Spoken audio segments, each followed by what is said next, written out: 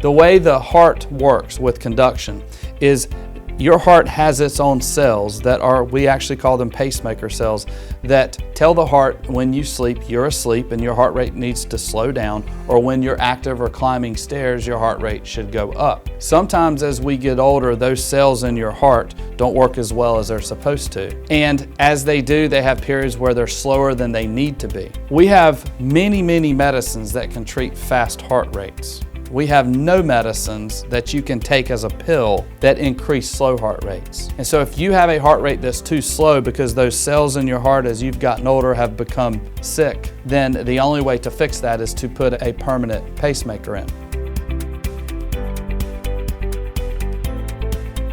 A pacemaker is an implanted device that simply speeds up the underlying heart rate. What a pacemaker does in some people is it drives the heart rate at a certain rate that their heart is not capable of beating. Other people, a pacemaker simply makes the bottom of the heart do what the top of the heart tells it. The top of the heart sometimes does exactly what it's supposed to. You go to climb stairs and the top of your heart tries to beat at 110 beats per minute, but the bottom doesn't listen. So there's one electrical fiber that connects the top to the bottom of the heart. And if the electrical signal does not get to the bottom, it doesn't matter what the top says, the bottom determines your pulse. So the top of the heart can beat at 110 beats per minute, but if only every third beat gets through, you still have a heart rate that's in the 30s, and that typically causes people to feel dizzy or lightheaded or like they're going to pass out.